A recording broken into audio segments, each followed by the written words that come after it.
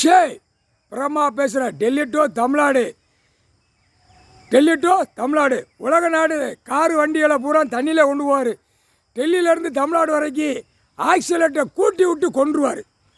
அப்படியே அவன் செஞ்ச பாவம், அவனுடைய சதுரங்கள் மண்டை மூளை எல்லாம் கட்டினாரா அந்த மாதிரி செதறி போகும்.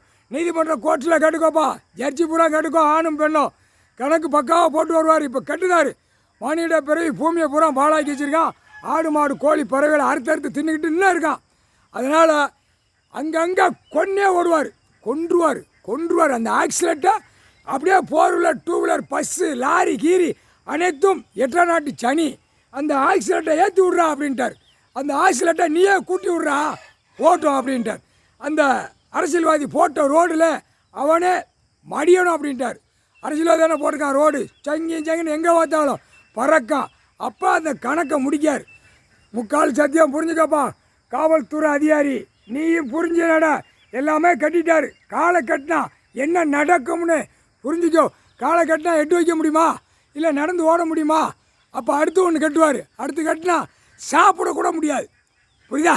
அந்த மாதிரி மந்திரத்தால் கட்டி தூக்கி எறிஞ்சிடுவார். புரிஞ்சுக்கோ. 108 மந்திரத்தை இப்போ வெளியே விட்டுக்கிட்டு இருக்காரு. அமைதியாக போய்க்கோ. காவல்துறை சிட்டி கிராமத்தை ஒழுங்காக போச்சொல்லு. டைம் இல்லட்டார். பிற 10 எண்ணம் 100 எண்ணம் ஆக்சிடெண்ட்டில் போய்கிட்டே இருக்கும். செத்து போவான், மடிஞ்சு போயிடுவான், கொன்றுவார். சேட்டை அகம்பாத சேட்டை பண்ணியிருக்கான். பயங்கரமான சேட்டை பண்ணி வச்சுக்கிட்டு இருக்கான். பூரா அடக்க முடியாமல் விளாண்டுக்கிட்டு இருக்கிய அடக்குதார். இப்போ மந்திரத்தை வீசி விட்டு அடக்குதார். இப்போ விமானம் ஆக்சிலேட்டை கூட்டி விமானம் பூரா சரி நடுச்சென்ற சுற்றிக்கிட்டே இருக்கும். அது 8 நாட்டு சனி சரி சுற்றி விட்றா அப்படின்ட்டார். ஏற்றி விட்றா போட்டோம், விமானம் பூரா சோழி முட்றா அப்படின்ட்டார். இவர் போகிற விமானத்துக்கு எதுக்க எத்தனை விமானம் போனாலும் அங்கே 1 கிலோமீட்டர் தள்ளியே அப்படியே நொறுங்கி போவோம், சுக்கா நொறுங்கி போவோம். அவன் எத்தனை உருப்படி போனாலும் சரி, எத்தனை மானிட பிறகு ஆணு பெண்ணு போனாலும் அப்படியே புஷ்பமாக பூமியில் போயிடுவான். முக்கால் சத்தியம் போட்டாச்சு கணக்கு.